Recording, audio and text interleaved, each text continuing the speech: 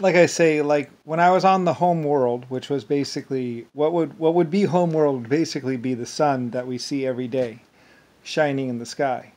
That was home world, and there were three star bases there, actually, or three spaceports, pretty much. You know, ships could land on them and stuff like that. And that was home world, and it was a really nice world. It's just that the gravity was a little high on it, if I remember right. I'm pretty sure anyway. I get them mixed up. Anyway, back then I only people saw some of my insect creatures or some of my exoskeleton creatures, but they saw the light ones. The ones kind of like ants or kind of like, they had soft skin or whatever. Like a shell kind of thing. And then I had like the super in the back, which was basically like a nano, it was like a carbon diamond skinned, bulletproof, basically tough as whatever kind of life form, pretty much. And they were my emergency. I had like 60 of them. So then, and in more recent years, like I say, like a common misconception is during World War I, when I'm on Earth and everything else, that I was defenseless or that I didn't have anything in the back. Like I said, I always had Gatlings, and also I had tanks actually in World War I or before. The first tank was probably around 1912 or 19, and the first one actually I did a steam tank actually, and was testing a steam. I did test a steam tank. That big, the one where the track goes all the way around and stuff. The back wheels were actually for, everyone wonders what the back wheels are for. The back wheels were for the steam engine and stuff.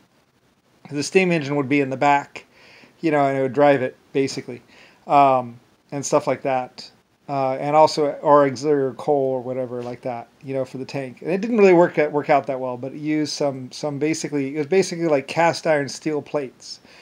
Basically, they cast the cast iron into plates, and then they rivet it on the tank, pretty much. And it didn't really work out all that great. It was basically just a waste of money. But I mean, I had a lot of money to waste, and like I say, if you're rich and you don't waste the money on protection or don't waste the money on an invention, you're going to find yourself at the wrong end of someone else's gun or something like that. So, I was always a little bit careful. I always had the tanks, always had something in the back. I always had, like I said, in World War I, when everything came down and everything was bad, I had tanks in the back. I just only had like 8 or 4 of them.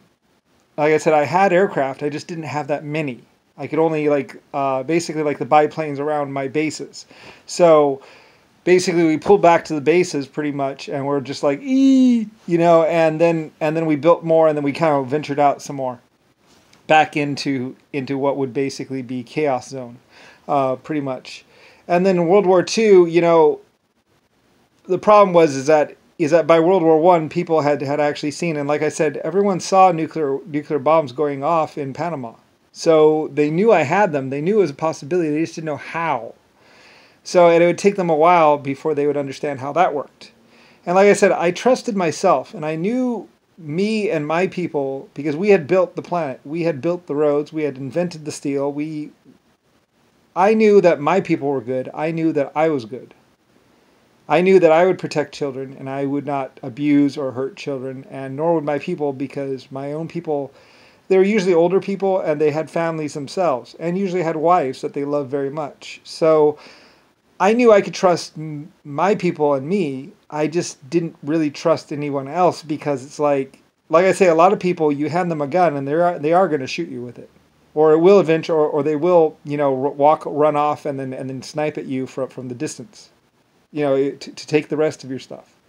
So I didn't sell the heavy tanks. I didn't sell the tanks until I had to use them, and then everyone knew that they were out there. So that's like, well, okay, now we'll sell them, because it's like, well, everyone's seen them, so they're going to be working on how to make them, and so I might as well start selling them. So I sold a few, expecting, and I always had something better. So it's like, well, when they turn the tanks on me, we'll just decimate them with this better tank, and so I always kept that little bit of an edge.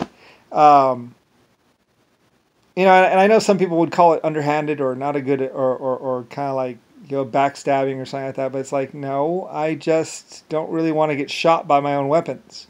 I didn't want to be killed by my own stuff. I was the best and greatest inventor in the galaxy, creator of 800 galaxies, or 3,000 galaxies, and leader of humanity. And I had experienced what happens when you let technology out with other races. And you usually don't want to let everything out. You usually want to keep a little bit in the back. And so for the longest time, I always kept that little edge, waiting for that day when somebody like Nixon or Trump or Roosevelt would come along and be like, boom. Because, it's only a matter of time before it happens. Sooner or later, you invent something like the guy who invented the electric chair. He got fried by his own electric chair. To test it, they took him, put him in it. He was like some Arab guy or somebody, or probably the Black King or somebody, grabbed him and also fried his wife too. Put him in the electric chair, put the thing on, and then fried him. He died. He was my person, and he was a great electrician. And then they came out with this Tesla and Edison. And it's like, no, actually the guy was a German guy and he got fried in his own electric chair. And they tried to change his name and tried to call him a criminal. That's who invented electricity and everything else. The guy who got fried in the electric chair in history, they say the first guy that the electric chair ever fried. That was the guy who invented electricity and all that stuff. That was a great scientist. That was my person. They fried him in his own electric chair. Anyway. It took him, strapped him in it, and just fried him.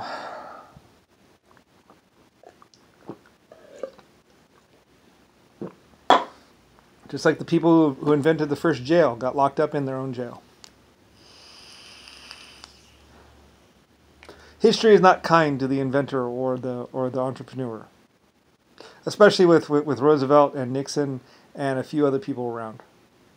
They didn't care about anything. They didn't value anything. Nothing was precious or sacred.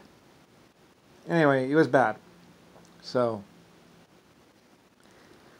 fortunately, I was removed from that or not around. So, anyway, I do believe in protecting people, and I do believe everyone has the right to protect themselves. But some people thought that right extended to basically taking someone else's stuff, or wife, or life.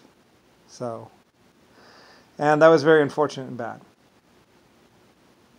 Like I said, some people can't be epic, and they don't really particularly care about being epic or anything substantial more than having sex and raping people and just running amok.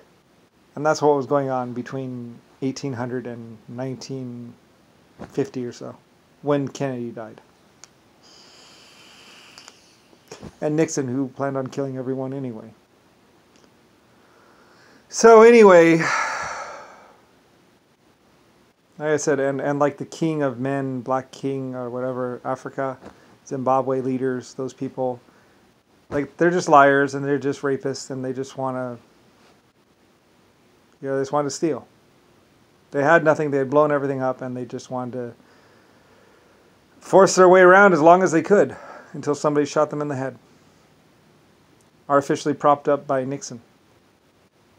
So anyway, there was a great legacy and there was wonderful, great things, and then it went, and then it hit the afterburner and went into the ground.